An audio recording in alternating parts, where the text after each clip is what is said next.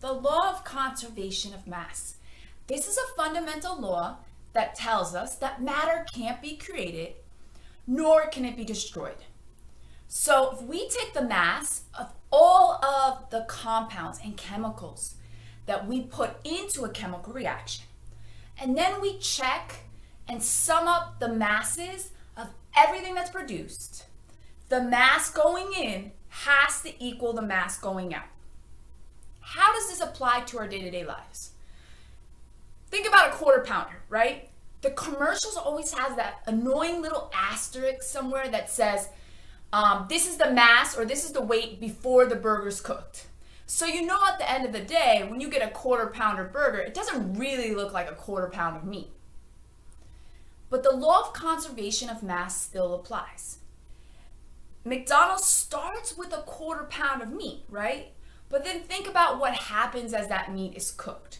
So there's a lot of grease that comes off that burger, and there's a lot of steam and water vapor that's produced.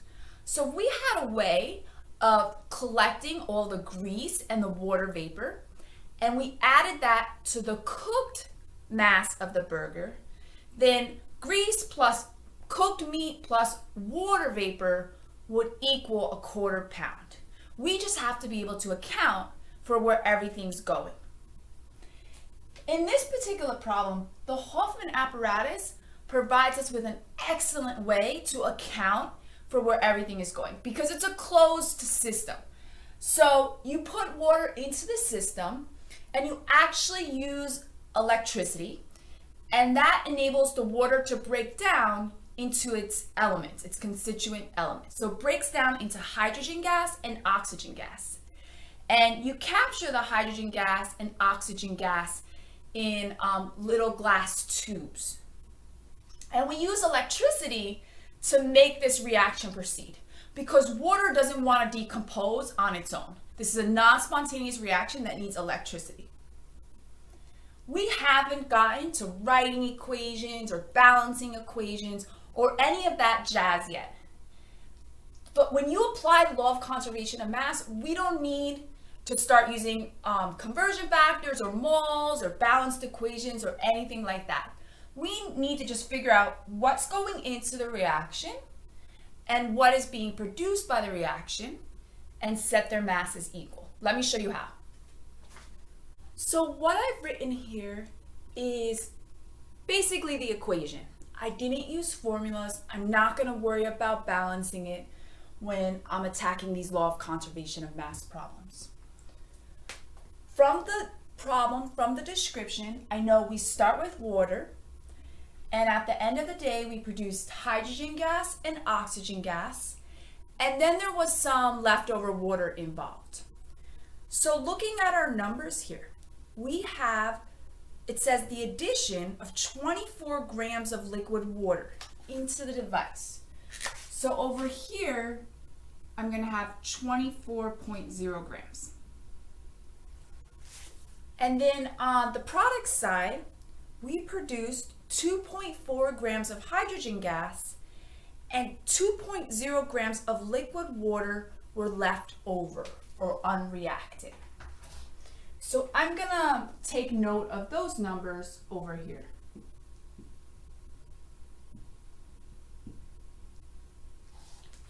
What do we know then? So with every equation, and this is the basis of why we can do mole-to-mole stoichiometry, why we can balance an equation, the law of conservation of mass allows us to account for where everything is going. So why I mentioned that, the reaction arrow is basically a glorified equal sign. Both sides of an equation need to be equal to one another. We have 24 grams over here. We need to have 24 grams of material on this side.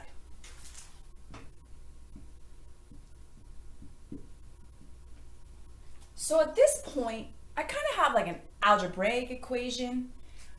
I can assign some kind of variable to my oxygen gas. So I'll do X maybe.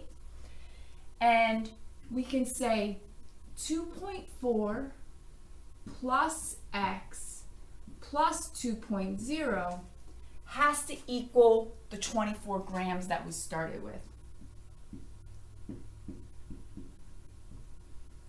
Solve for x, combine like terms, and we're going to get 19.6 grams of oxygen gas.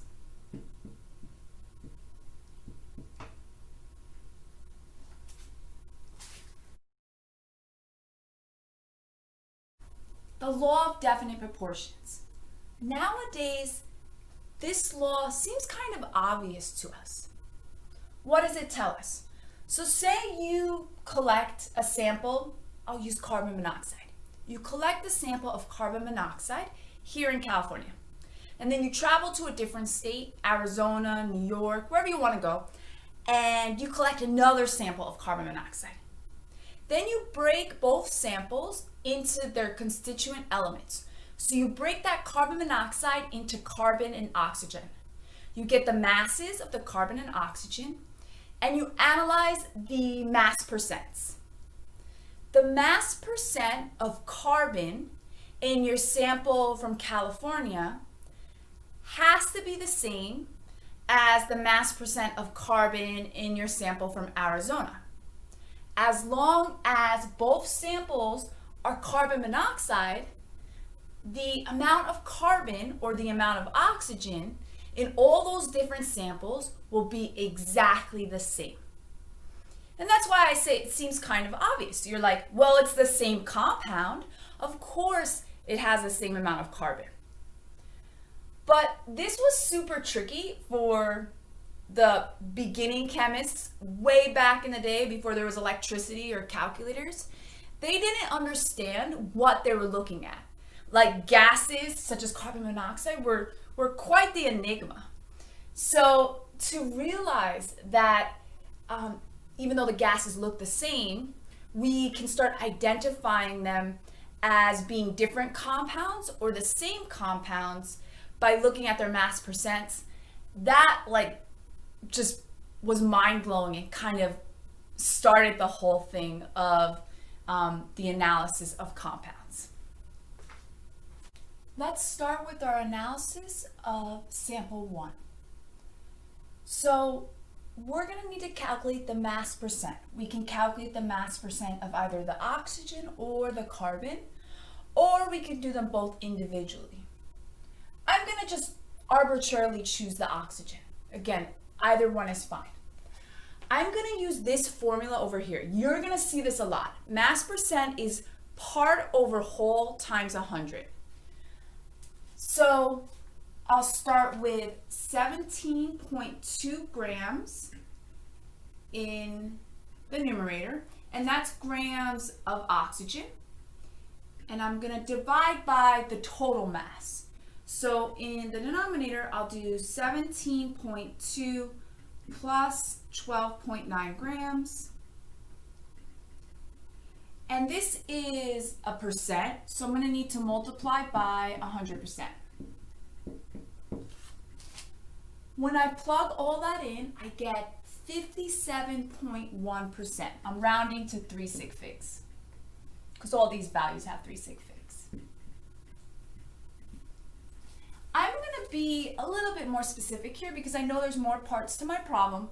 I'm going to say we have 57.1% oxygen, since oxygen was in the numerator, and that I did this percentage by mass. So 57.1% oxygen by mass.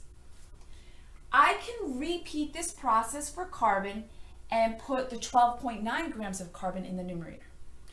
My other approach, it's a binary compound.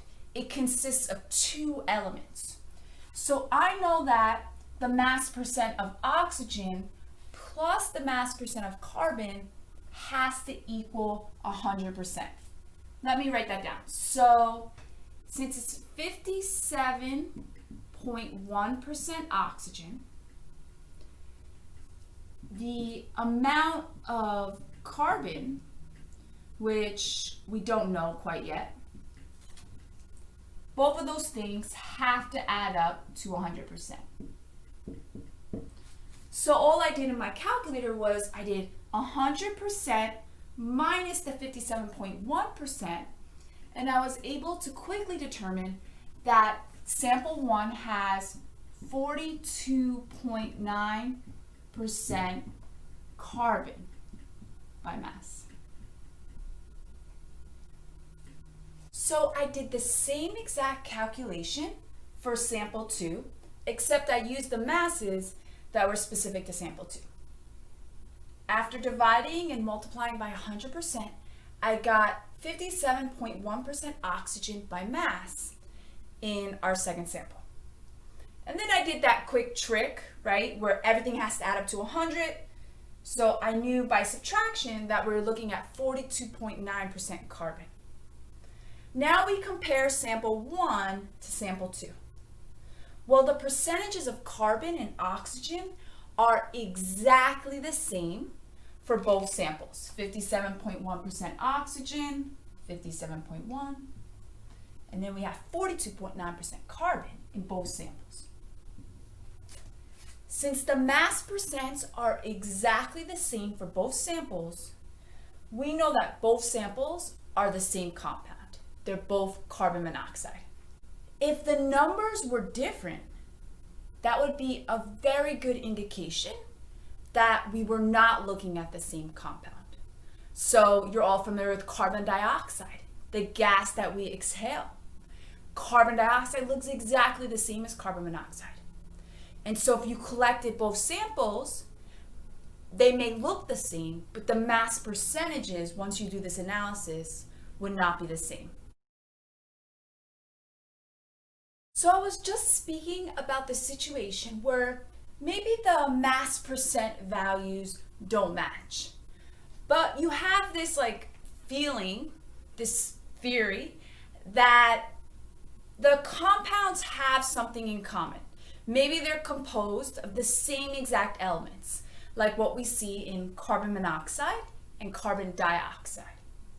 How did scientists way back in the day prove something like that? Well, what they did was set up proportions using the mass or the mass percent values. And when you start compressing those proportions, start generating values for those proportions, you're gonna look for small whole number ratios. If you obtain a small whole number ratio, then it's a good indication that both compounds, while they may not be the exact same thing, or they aren't the same exact thing, they're still composed of the same elements. That begs the question, what's a small whole number ratio? So you're looking for things like 1/2. But depending on how you set up the problem, the order of the proportion, people set it up different ways. So you might get 1/2, and somebody else in the class might get 2/1. And both of those would count as small whole number ratios. So 1/3 or 3/1, 2/3, 1/4. I've never seen it get much larger than that. But something like 8/15. That's not a small whole number ratio. We're looking for really basic fractions here. It gets tricky because you are dealing with data that's sometimes been collected in the lab, and we have to take everything with a grain of salt and kind of look at it and think, is it okay to round here a little bit? So for 1/2, on some problems I get 0.49, and that's my ratio after I divide everything. And I have to think, well, that's pretty much equal, my approximation sign here, to 0.5. And I know 0.5 is 1/2. So sometimes you have to do that and really think about the numbers and either round them up or round them down a little bit, tweak them a little bit. 1/3 and 2/3 are also super tricky. Keep in mind that even with perfect data, this is gonna have a repeating decimal when you set it up in your calculator. So this will be 0.333, and that'll go on forever. And then for the 2/3, you're looking at 0.666. And again, if I got 0.34, I crunched all my numbers, and maybe I have a bunch more decimal places even. But I'm going to look at that and be like, that's close enough. Let me count that as 1/3, and let me say that the law of multiple proportions holds true in this case. In our problem, I decided to just extract the important information instead of writing the whole thing out. This saves me a little bit of space. And I recommend you do this just to kind of organize the given information. So we have a sample of water, and it was decomposed, and the masses of hydrogen and oxygen were found. In a similar vein, a sample of hydrogen peroxide, which looks very, very similar to water, right? And it was decomposed, and it was found that it had 0.250 grams of hydrogen and 1 gram of oxygen. So when you set up any law of multiple proportions problem, you're going to create ratios.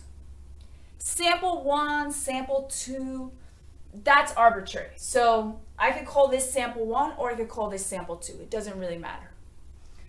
And then whether I put, in this case, hydrogen in the numerator of both or oxygen in the numerator of both, it doesn't matter. But you want to establish some kind of pattern where whatever's in the numerator for sample 1 is the same element that's in the numerator for sample 2.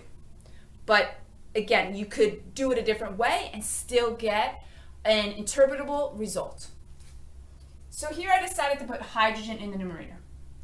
And of course, it is important to note that if it wasn't H2O and H2O2, if it was compounds with different elements, maybe the carbon monoxide and the carbon dioxide, you can switch out these elements. So maybe it's the mass of carbon divided by the mass of oxygen, carbon divided by oxygen. These elements can change depending on the composition of the compounds that you're trying to analyze. Alrighty, let's set this one up. So I'm going to call this sample 1. So we have 0.125 grams.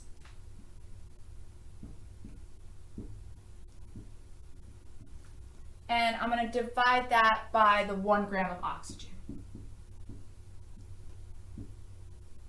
So that's the first fraction that's in the top. And then in the bottom, I'm going to do my hydrogen again in the numerator of the bottom. So I'll do 0.250.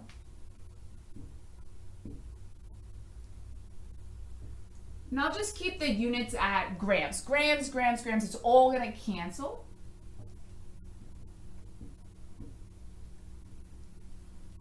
So I have something that looks like that.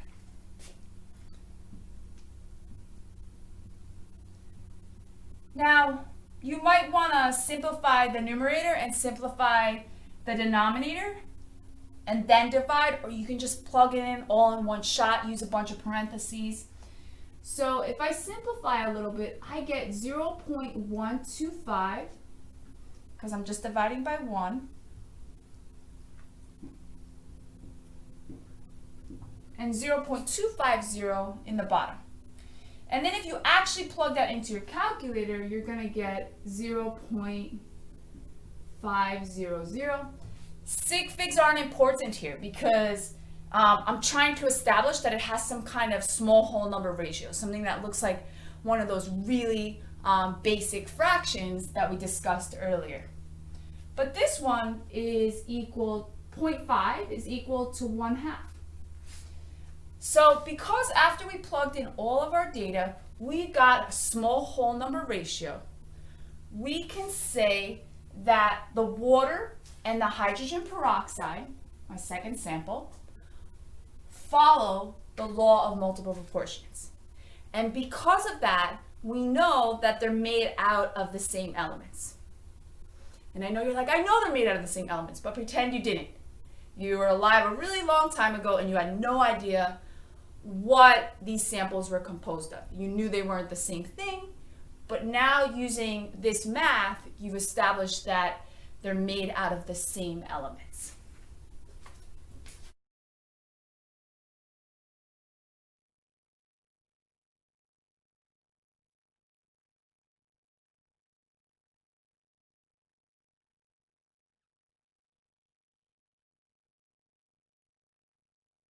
So you just saw me set up this problem. A couple things that I want to point out. Hopefully we got a similar answer, that you also got a small whole number ratio. It is a strong possibility that you got 3/2 rather than 2/3. Just depends on how you set it up, right? If you decided to put sulfur trioxide as sample 1 or something like that. But as long as you see the 2 and the 3 or 3/2 in your answer, then you know you set it up right. So I took the liberty of turning this into a 1. I know if I plug it in my calculator, 3.49 divided by 3.50 is not equal to 1. However, again, remember this is experimental data and we need to round if it's super close, right? We need to tweak it because there's so much uncertainty and little tiny unpreventable errors that occur in the lab. So I'm going to interpret this ratio as being a 1. This one cooperates with us and actually turns out to be a 1.5. Now, at the end of the day, to summarize, we can say that sulfur dioxide and sulfur trioxide do follow the law of multiple proportions because we successfully obtained a whole number ratio.